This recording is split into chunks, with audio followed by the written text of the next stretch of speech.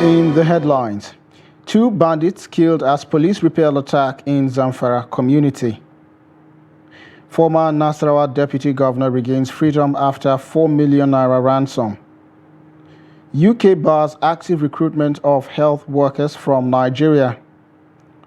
And on the international scene, 4th body pulled from rubble of collapsed building in Marseille. Hello and welcome to News Update on Trust TV. I am Sagir Ibrahim.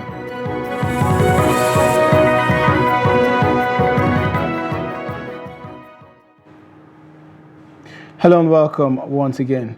Police and military personnel of the Military Joint Operations have neutralized 2 suspected terrorists during a confrontation at a community in Tafe local government areas of Zamfara state. The suspected terrorists were said to have attempted to attack the community when the troops repelled the attack and killed 2 of them during the gun battle, while others fled with gunshot wounds. In a statement by the Zamfara State Police Public Relations Officer Mohammed Shehu said the Commissioner of Police, CP Kolo Yusuf, commended the resilience of the joint police and military deployed to curtail the menace of terrorists and other criminal elements in the state.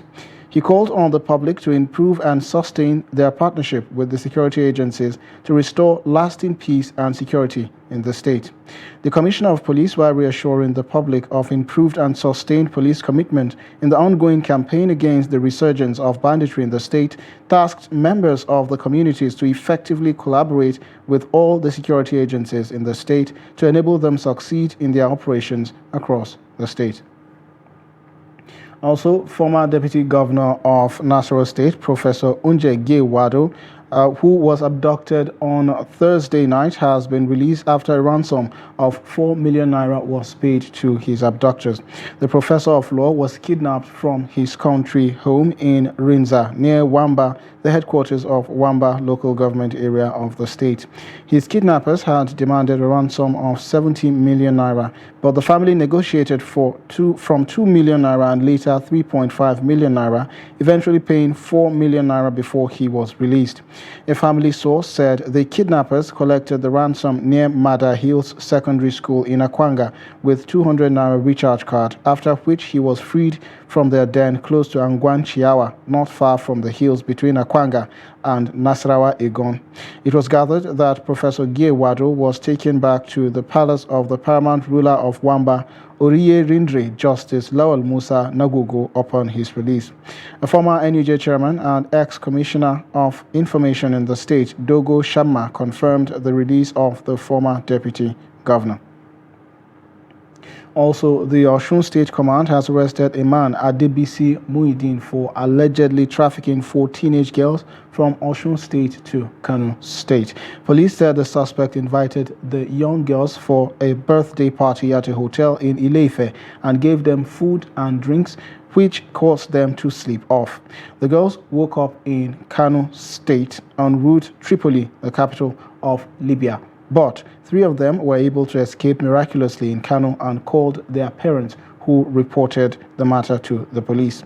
3 of the girls have been reunited with their families, but the whereabouts of the 4th girl was unknown as at the time of filing this report. The Commissioner of Police in Osun State, Kehinde Longi, promised that the matter would be diligently investigated. And also, the suspect, however, claimed that the girls willingly accepted to go to Libya to work. So after I reach Kano, I take 4 of them go meet Malame. So I heard over 4 of them give Malame. So after that, I tell them, I say, I want back. Then say no problem. I buy food, buy everything. So suddenly I go back. I saw my phone ringing. 3 of them say they want back. Why you no tell me say you want back before I left from you? Then talk say, okay, I want back. Because this kind of work we will say they won't do for that place. No. I say I don't explain for you before I left from Ife. Why I do like this? Look at time. Look at time. Time don't go. If you come out now, if you go hand to police or something like, it better stay where you are. So me I reach Abuja. So in time I come back to Ife. So suddenly I don't sleep. In the next day, suddenly I saw police knock my door, blah, blah, blah, they don't want me. Where those of people I carry go to travel. I tell them, say they won't come back. And I call them for road. I say they come. Actually, like 3 of them at the back of police that day. So now so they carry me go station. And in Bauchi State, police has arrested 7 suspected thugs from their hideout in Magaji quarters. In a statement on Sunday, Police Public Relations Officer in the state, Ahmed Muhammad Wakil, said the suspects, aged 17 to 25, were apprehended with some dangerous weapons and alcoholic beverages. The arrest, the police said, followed credible intelligence as well as collaboration with a quasi-security outfit in the northeastern state. According to the police spokesman, investigations revealed that the suspects belonged to a notorious thuggery group, Sara Suka, known for terrorizing the city of Bauchi metropolis lately. Reacting to the arrest, the Commissioner of Police, Aminu Al-Hassan, urged parents and guardians to get acquainted with the activities of their children. He stated that the suspects would be charged to court for prosecution upon conclusion of investigation by the Bauchi State Police Command. Also, the St. Francis Catholic Church in Owo, Ondo State, reopened for services on Easter Sunday, 10 months after a deadly attack left over 40 worshippers dead and several others injured. At the reopening, the Catholic Bishop of Ondo Diocese, the Most Revered Jude Arobundade, called on the federal government to be alive to their responsibility of protecting the lives and properties of the citizens.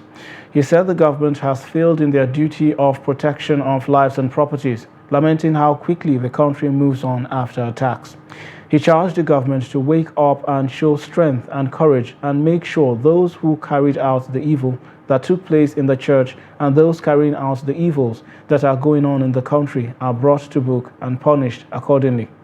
During the attack, the assailants disguised themselves as worshippers, maiming both old and young worshippers.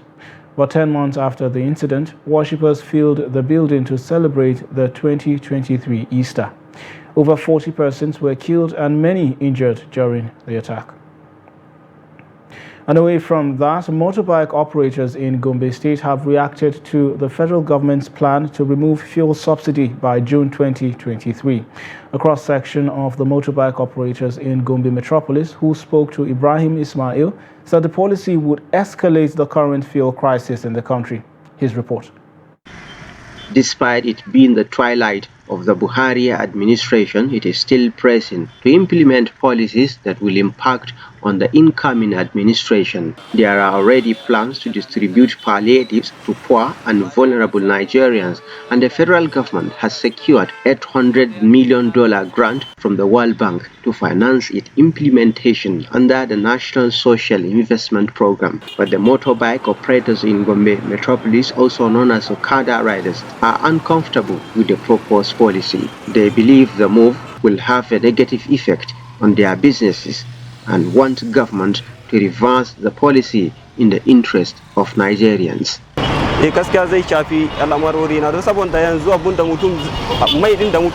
The subsidy removal will affect me negatively, considering the inflation rates in the country. I reject it.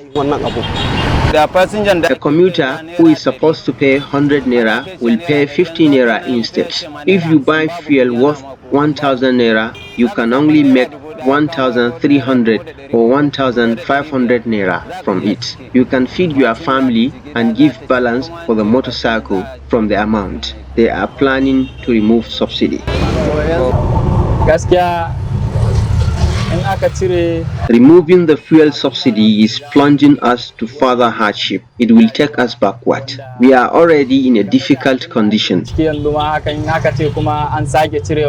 The Okada riders are complaining about current hike in fuel prices, which they say makes it difficult for them to operate. The implication would be that total removal of subsidy would be detrimental to their survival. Removing fuel subsidy will worsen the situation. We are pleading with the government to halt the plan because we are benefiting from the subsidized oil price. The present administration may have federal government secured a grant from the World Bank to drive fund its distribution of palliatives to cushion the negative effect of subsidy removal, but will the incoming administration of President-elect Bola Tinubu be willing to be bound by conditions of a grant that it did not take? More importantly, which government will distribute the palliatives and which administration will remove the fuel subsidy? Ibrahim Ismail, Trust TV News, Gombe. Also, the Adamawa State chapter of the New Nigeria's People's Party (NNPP) says it is committed to participating in the April 15 supplementary election, which is scheduled to hold in 69 polling units. Besides participating, the party insists that it is optimistic about its winning chances after the supplementary elections. Public Relations Officer of the NNPP in Adamawa State, Mustafa Muhammad, made the assertion in Yola over the weekend. Salis Lawan has the report. The NNPP governorship candidate, Saad MC Tahir, had during the March 18 governorship election alleged that the exercise was marked by irregularities. But this has not deterred the NNPP as it sees the April 15 polls as an opportunity to correct the wrongs. In every race, there must be a winner. And in our own Nigerian mentality, if you lose, you are creating flimsy reasons and find somewhere to blame, who to blame as to your failure. The INEC have commendably performed well. The Independent Electoral Commission have rightly concluded the election as inconclusive. And we commend them for their hard work. They have bravely faced their work without fear or favor, and we commend them for that. The leadership of the NNPP in Adamawa believes the race is still open and is determined to do everything within the ambit of the law to win the election. I am calling on them to come out in mass and vote, and also to vote peacefully and to behave orderly and to cooperate with both INEC and security personnel for the conduct of the election to be successful, free and fair. So everyone is a stakeholder to this. Going into the polls, the NNPP is urging the electorate to shun all acts of violence and intimidation before, during and after the supplementary election. Salis Lawan, Trust TV News, Yola. Also, as the May date of the 2023 National Population Census inches closer, the National Population Commission is ticking off important parameters that would ensure smooth conduct of the exercise. Building numbering and household listing will commence by April 17th before the actual census exercise kicks off in May. Also on the calendar is a 4-day refresher training for the special workforce that would oversee the exercise, which was held in Makurdi, the Benue State capital. Correspondent Jimmy Edzande visited the training center and now reports. After this training, the beneficiaries are supposed to transfer their knowledge to enumerators between April 25th to 30th, 2023. This is probably why the State Director of the National Census Commission, who spoke on phone, described the process as a train-the-trainer activity. Some of the trainees expressed optimism that they will be able to deliver optimally with what they have learned. Training out of staff for the 2023 digital census, and the trainees here are the specialized workers. So actually they were trained, but there are some new things that came up, and we are trying to do a refresher training for them so that they get up with the new things that came up. So that is what is happening here. After this training, we are going to move to the local government where we'll be training the enumerators and supervisors. The trainees also spoke on the process of the census and are commending the Commission for the opportunity to serve. They are also confident of the ability to step down the training to local enumerators in the designated places of primary assignment. We are here to be trained and in the end go out there to give people the whole training that they need, and in the end for us to have a credible census, 2023 census. And I really appreciate it, and it's very good because the last training that we had was quite different. The features were quite different from this very one. The refresher training has now boosted our knowledge about more things, more editions of the new more things about the new editions. Right, ready to go out and to train these other people to get to the field and give us a credible census. For the past 4 days, we have been training rigorously. We have been trained on the mobile device and management as well, which was not taught previously. So yesterday we went for our field work on training mode, and today also we have gone for the enumeration of persons, the training. So far, I can say that we are 99% ready for the May census. The last population census conducted in Nigeria was in 2006. 70 years after, Nigeria prepares for the very important activity, and reality is beginning to set in that the exercise will be conducted as scheduled. Also, intending pilgrims who have made deposits for the forthcoming Hajj with the Federal Capital Territory Muslim Pilgrims Welfare Board have till Friday, April 21st to complete their Hajj fare payments as announced by the National Hajj Commission of Nigeria, NACON. A statement by the Public Relations Officer of the board, Mohammed Lawal Aliyu, said the deadline is to enable the board comply with the deadline set by NACON for all states and the FCT in respect of payment of Hajj fares for this year. The statement explained that the payment of the balance by respective intending pilgrims would enable the board establish its prospective master list for the trip, considering the time frame for the airlift of the intending pilgrims to the Holy Land. He disclosed that completing the amount as required would also enable the board to continue with other travel arrangements, as well as the deadline for the balance of payment to NACON. The spokesman emphasized that only those who made the complete payment by the deadline would be registered in the master list for this year's Hajj exercise. You're watching news updates on Trust TV. Coming up after the break, we take a look at distinguishing between culture and modernity. This and more after the break. Stay with us.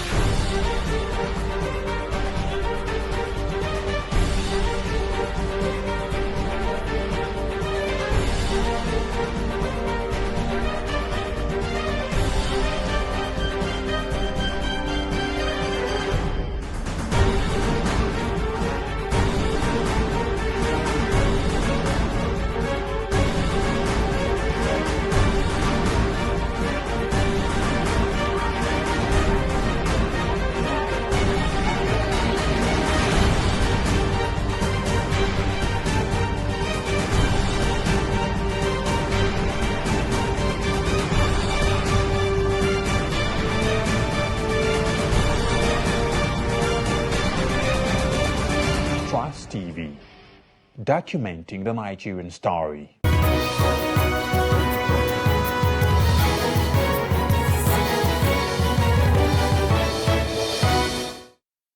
Welcome back. If you're just joining, you're watching News Update on Trust TV. A recap of our top stories. 2 bandits killed as police repel attack in Zamfara community. Former Nasarawa Deputy Governor regains freedom after 4 million naira ransom. 2 other stories now. Muslim faithful fasting in the month of Ramadan are enjoined to eat dates, fruit or drink water at the point of breaking their fast. Some habitual cigarette smokers, however, prioritize smoking as a starter before anything else. In this report, Trust TV's Shafiu Suleiman sought to find out why. Take a look. Sunset and the Muslim faithful are preparing to break their fasts, an act called iftar in Arabic language. While it is a prophetic injunction to use dates or fruits, then water as a starter, these category of Muslims have another priority: cigarettes. If you allow me, I would have loved to smoke cigarette first before the interview because it's more important to me. Of course, I broke my fast with the cigarette you are saying on my hands. It differs, however, even amongst the cigarette smokers. This young man says despite the crave for a stick of his favorite cigarette, he can't afford to overlook the reward for adhering to prophetic injunction. I first broke my fast before smoking the cigarette. I think it is the ideal thing to do. Though one cannot rule out the impact of youthful exuberance as highlighted by this ex-smoker, the question is, what does Islam say about prioritizing cigarette at this point of iftar? I'm an ex-smoker in the 1980s. Then, if I want to break my fast, I start with cigarette because of the crave for it. But I have repented during Babangida era.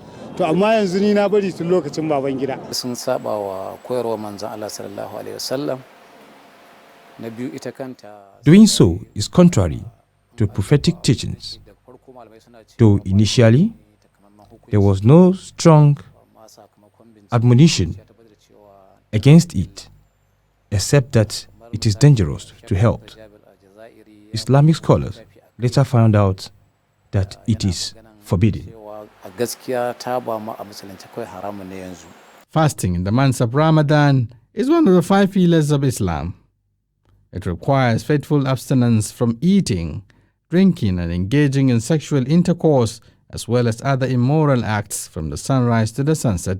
It's an act of worshipping Allah. But beyond the bountiful reward, it also purifies the heart, mind, and souls of the fasting Muslims. Shabir Suleiman, Trust TV News, Abuja.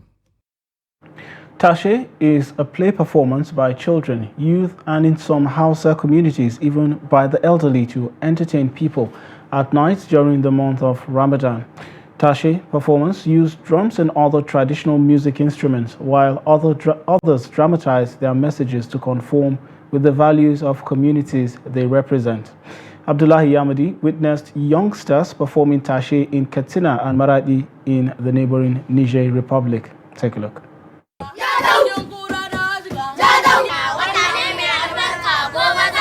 From these young boys to these young girls dressed in attire that depicts Hausa culture and traditions, the message is the same, meaning Ramadan fast is at its peak and the momentum inches towards Salah festivities. Malama ga kudin toshinki mun kada lefe na ku zuba mini bani barin sallah ta wuce ni. Malama me kike ta faɗi ne? So nake nayi tarin sallah dan bana kun ga ko ba a wuce ni. The origin of this long cultural heritage could be traced to the beginning of the existence of Hausa people. Some of these performers depict the origins, values of Hausa culture mixed with fictions on one hand and modernity on the other, mostly done between the first 10 days to the 20th of Ramadan.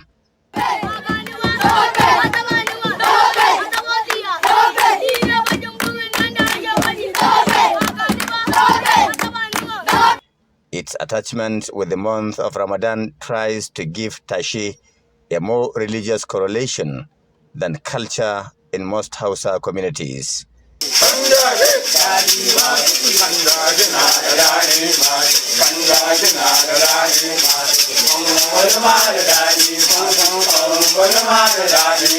However, some historians from the Niger Republic look at Tashe from a cultural perspective other than the religious point of view, even as it is done only during the month of Ramadan. While in some communities, Tashe performers are given some grains, meals, and even drinks. In some towns and cities, they are given some token amount of money as gifts. So I suggest that people of the custodians of Hausa traditional culture shouldn't allow the culture of Tashe to die, because Tashe is a part and parcel of Hausa culture, and the culture is an identity of a people. As such, the culture of Tashe, which all observers will tell you that is on the verge of extinction as a result of intrusion of certain foreign cultures. This culture must not be allowed to die. Observers say Tashe performance depicts the spirit of Ramadan, which encourages sharing, sober reflection, perseverance, humility, and togetherness. Abdullahi Ismail Trust Television News, Kazana. Well, there you have it. Away from that, the United Kingdom has barred active recruitment of health workers from Nigeria by health and social care employers in the UK. The UK disclosed this in its updated Code of Practice for the international recruitment of health and social care personnel, posted on its website. Nigeria has now been included in the red list of countries facing critical shortage of health workers as contained in the World Health Organization's Health Workforce Support and Safeguards list. In March, the WHO published the Safeguards list comprising 55 countries, including Nigeria, struggling with a shortage of health workers. The UK government said Nigeria and other countries on the red list should be prioritized for health personnel development and health system-related support, as well as provided with safeguards that discourage active international recruitment of their workers. And on the foreign scene, a fourth body has been found in the rubble of a building that collapsed in Marseille following a major explosion, French authorities said on Monday, as rescue workers scrambled to find a further 4 people still unaccounted for. More than 24 hours after the 4-story building imploded, with residents reporting a strong smell of gas, dozens of firefighters are still battling a blaze that has hampered search operations. However, the mayor of the Mediterranean port city said rescue workers have not given up hope of finding survivors. He said emergency workers were carrying out a surgical operation at the site to protect at all costs any potential survivors. The local prosecutor said Monday that 4 people remain unaccounted for, adding that a neighbor who was also believed missing has since been in touch with relatives. And in sports, Lobby Stars continued their impressive run after they dazed visiting Abia Warriors 2-0 in their Week 13 match played on Sunday in Jos to stay top of Group B of the 2023 Nigeria Premier Football League NPFL abridged season with 23 points. Abia Warriors, who had suffered a humiliating 1-5 loss at Bayelsa United, wanted to make amends for the scandalous defeat, but Lobby Stars proved a hard nut to crack as 2 first-half goals off the boots of Umar Abba and Joseph Atule piled more misery on the visitors.